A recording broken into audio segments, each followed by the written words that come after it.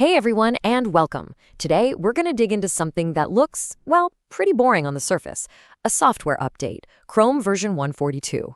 It seems like just another list of technical tweaks, but trust me, there is a huge story hiding just under the surface. Because buried in this one update is a giant clue to Google's entire future. Seriously, let's get into it. Think about it. Your browser updates, maybe you click restart, and you just move on with your day, right? We rarely even think about it. But this simple background process can have some huge, really unexpected consequences. So what really happened when Chrome 142 rolled out? All right, so let's start at the beginning, the official story. The polished, shiny version that Google wants everybody to see. So if you check out Google's own developer blog, they'll tell you the stable release on October 28, 2025 was all about progress. It brought in new tools for web designers, fancy CSS features to give them more creative control.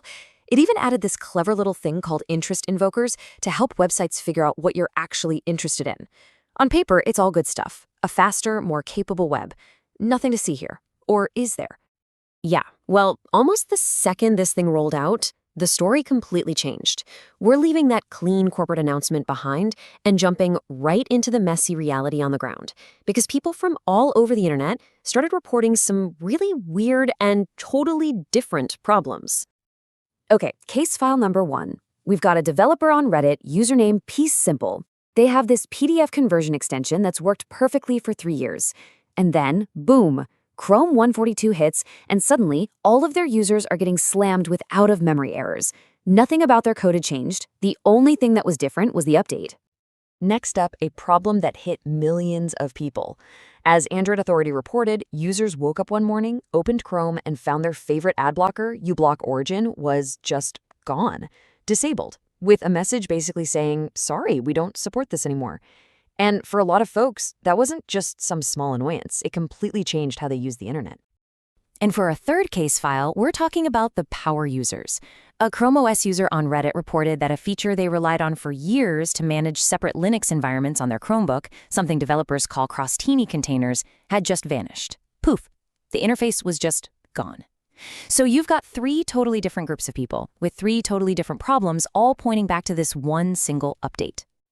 So, what in the world is going on here? How do you connect a crashing extension, a disabled ad blocker, and a missing developer tool?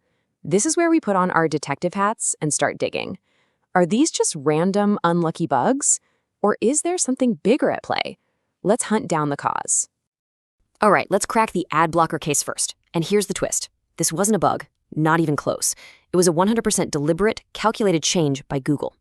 It's all because of something called Manifest v3. Think of it as a new set of rules for Chrome extensions. Google says it's all about making things safer and faster, but the way they do that is by putting some pretty strict new limits on what extensions are allowed to do. And this is where it gets really interesting when you compare the old way to the new way. The old system, Manifest v2, was super flexible. It gave developers powerful tools, and that's exactly why ad blockers like uBlock Origin were so darn good at their job. But the new system, Manifest v3, it basically takes a lot of those powerful tools away. Chrome 142 was the final nail in the coffin. It was the moment Google ripped out the last of the workarounds and made these new stricter rules mandatory.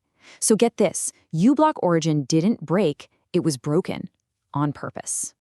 Okay, so that's one mystery solved. Now, what about that missing feature on ChromeOS? Well, guess what? This also wasn't a bug. It was a massive change deep down in the operating system's architecture. The old way, crostini, was kind of like a Russian nesting doll. You had the OS running a virtual machine, which then ran a container, which then finally ran your app. Lots of layers. The new system, which has the awesome codename Baguette, just gets rid of that middle container layer. It's way more efficient. But by doing that, the old feature for managing multiple containers just doesn't work anymore. It's incompatible by design. It became, a casualty of progress. Okay, so we've got one deliberate policy change and one planned architectural shift. What about our very first mystery? The developer whose extension kept crashing? Well, after all that, we finally find a good old-fashioned bug. Yeah, the developer, PeaceSimple, actually reported it, and the Chromium team found the culprit. And you're not going to believe what it was. A tiny bug buried deep in the code for the print preview function. And that right there, that just sums it all up, doesn't it? These are the 3 faces of any big software update. Deliberate policy, planned architecture, and yeah, the occasional unavoidable bug.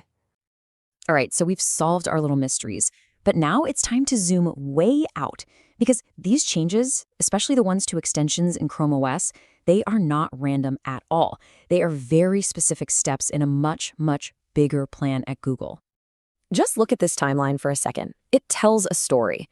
Late 2024, they start forcing the new extension rules. About a year later, Chrome 142 comes in and cleans house, getting rid of old stuff like the Crostini system.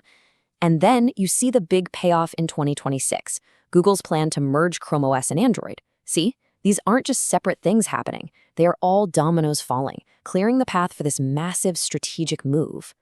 And if you don't believe me, here it is straight from the horse's mouth. This is from Samir Samat. He's Google's president for the Android ecosystem, talking to the Register.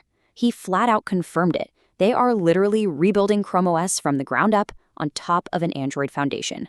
So all those changes we've been tracking, streamlining Linux, locking down extensions, it's all been about making these two operating systems fit together so they can become one.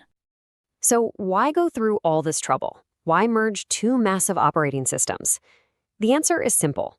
It's two letters, AI.